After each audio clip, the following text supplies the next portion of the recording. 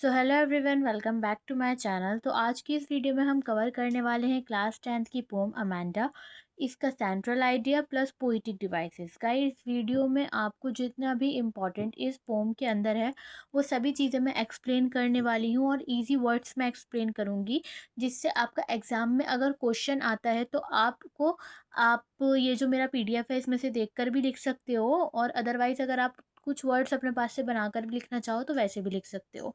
तो guys, video में बहुत इजी एक्सप्लेनेशन आपको मिलने वाली है, लास्ट तक इस वीडियो को ज़रूर देखिएगा। तो स्टार्ट करते हैं। Central idea of the pome Amanda. The pome Amanda shows the life of a young girl who is always being scolded and instructed by her mother।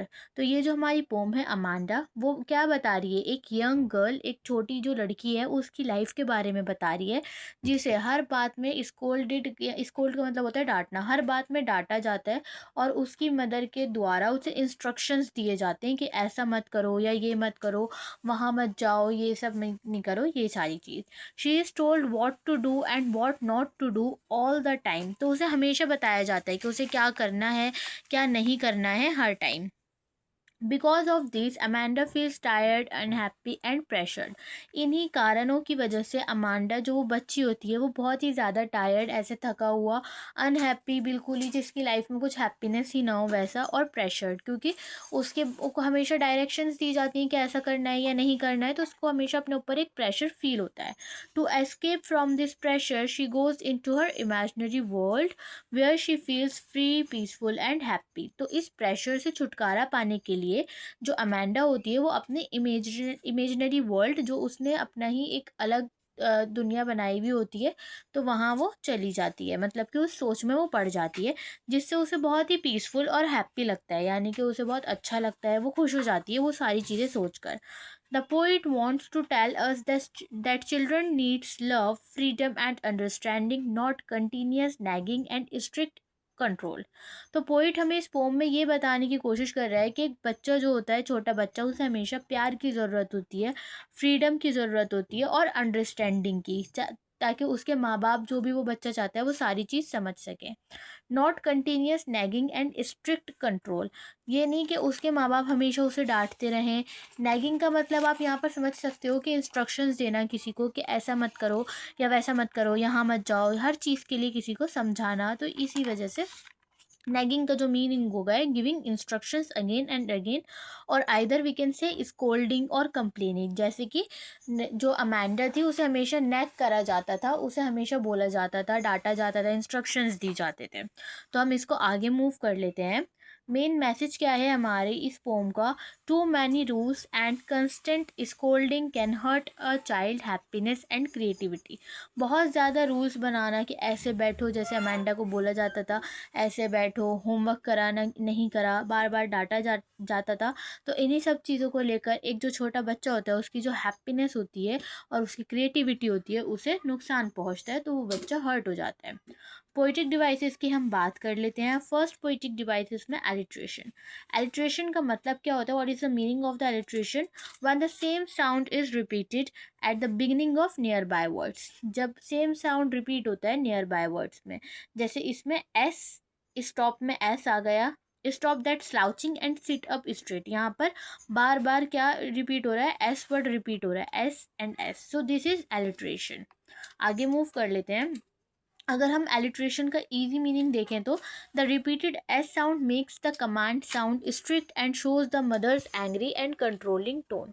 तो यहाँ पर जो बार बार एस साउंड आया है उसने क्या करा है? ये जो कमांड है एस साउंड से दी गई है पूरी लाइन में, तो उससे जो ये हमारी लाइन है वो थोड़ा स्ट्रिक्ट हो गई है, मतलब कि जो मदर बोल रही है उसकी, उसे दिखाया गया है कि वो एक एंग्री टोन में है और एक कंट्रोलिंग टोन में है, वो स्ट्रिक्ट है, मतलब कि उसकी जो मदर है वो उसे बार बार किसी चीज़ को लेकर इंस्ट्रक्शंस दे रही हैं।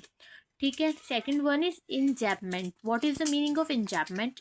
When a sentence continues to the next line without any full stop. जब भी एक सेंटेंस, अगर मैं यहाँ पर कुछ लिख रही हूँ, वही सेम चीज़ मैंने विदाउट, यहाँ पर अगर मैंने कॉमा नहीं लगाया, फुल स्टॉप नहीं लगाया, नहीं लगाया, और वही सेम चीज़ मैंने नेक्स्ट लाइन में कंटिन्यू कर दी, तो उसे हम बोलेंगे इंजैपमेंट।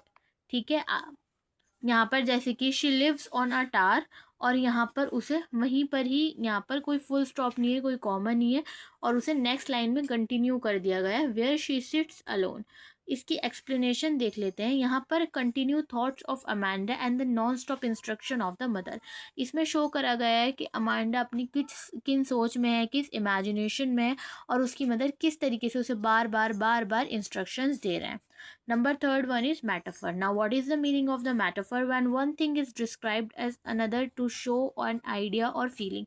जब भी दो चीज़ों के बीच में कंपैरिजन किया जाता है, उन्हें कंपेयर करते हैं, तो उसे हम मेटाफर बोलते हैं। जैसे कि यहाँ पर आप देख सकते हो, Amanda as a mermaid, orphan and रपेंजल।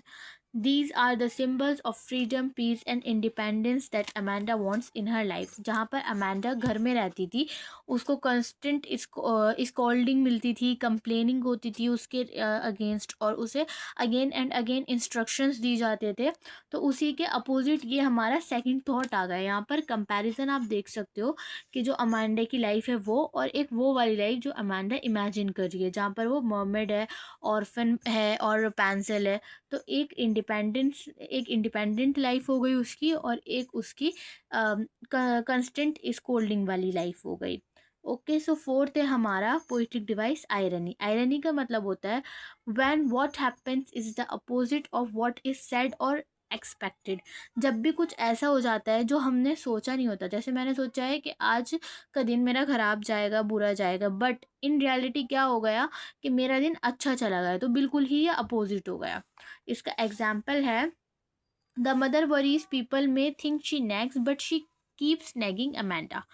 कि मदर को क्या लगता है कि लोग सोचेंगे कि वो नैग कर रही है, कि मतलब वो डांट रही है अमांडा को, बार बार इंस्ट्रक्शंस दे रही है, लेकिन उसको इस चीज़ के बाद भी उसे लगता है मदर वरीज होती, मतलब उसकी जो मदर है वो चिंता में आ रही है कि पीपल ऐसे सोचेंगे, लेकिन इसके बावजूद भी वो उसे बार बार डांटे जा रही है।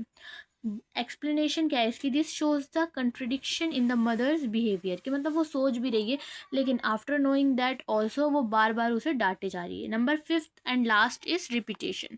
Now what is the meaning of repetition? Repetition का मतलब होता है जब भी सेम वर्ड को बार बार यूज़ करा जाता है एक चीज़ को स्ट्रेस देने के लिए या कोई आइडिया देने के लिए। जैसे कि यहाँ पर वर्ड है हमारे पास अमांडा, इसे रिपीट करा गया मैनी टाइम, बहुत बार पूरी पोम में अमांडा का जो नाम है, जो वर्ड है, वो रिपीट हुआ है। तो ये क्या शो कर रहा है? It shows the constant scolding and pressure on the child. बार बार नाम लेकर अगर हम किसी का कुछ बोलेंगे, तो उससे हम स्पेसिफिक हम उसी पर्सन को बोल रहे हैं, उसे बुरा लगेगा, और उसे बार बार अमांडा को इसी तरीके से प्रेशर किया जाता था उसके ऊपर, उसे बार बार डांटा जाता था, उसे इंस्ट्रक्शंस दिए जाते थे कि तुमने होमवर्क करा नहीं करा, एंड स्कूल के शूज़ साफ़ करे या नहीं करे। So this is all for this video. I hope you like my video. If you like this video, then please subscribe my channel. Thanks for watching.